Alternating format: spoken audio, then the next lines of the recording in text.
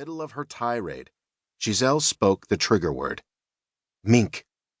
Ben pressed the switch. By the time the courier reached for his case again, Dylan's contraption had swapped it with a duplicate, same make and weight, thanks to Giselle's photos and Dylan's calculations. A moment later, Ben heard the buzz of a motorbike in his earpiece, Dylan tearing away through the sewers with the prize. Micro has the package. Contents look good. I'm off.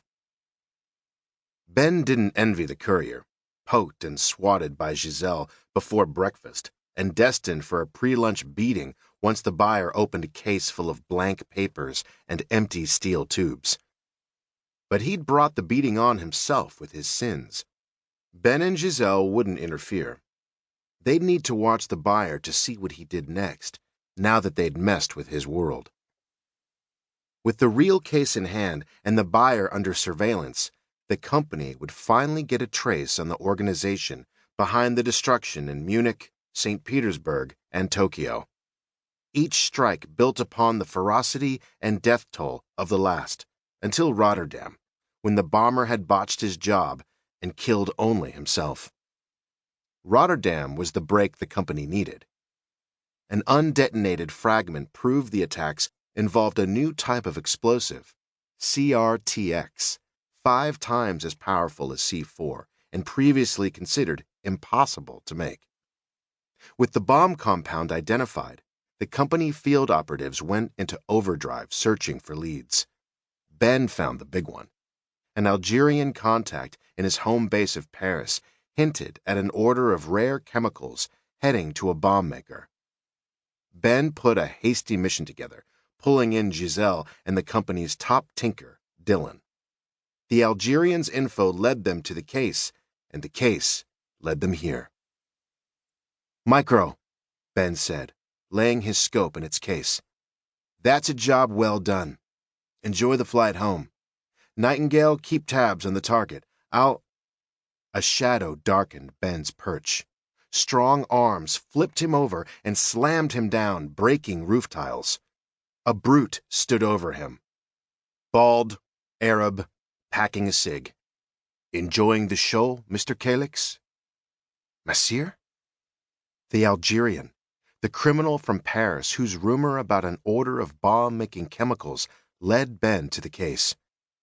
Ben feigned relief and exasperation and rolled onto his shoulder, hiding his hand in his coat pocket. Did you follow me? He didn't give Monsieur a chance to answer. In a snap motion, Ben reversed his body and used the momentum to scissor the Algerian's legs from beneath him. The cig flew from Monsieur's hand. Scrambling over the tiles, Ben pinned him down, one knee on an arm and the other across his chest. His left hand brushed Monsieur's side, leaving behind a gift. Monsieur swung a knife. Ben jerked his face back and caught the man's wrist. He clamped a hand over the fingers, trapping the blade. Bad idea.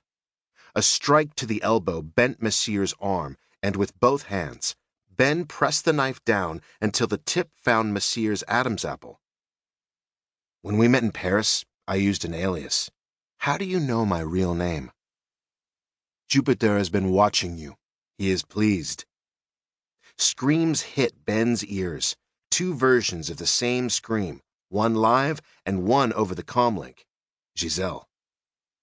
Saber, this is Micro.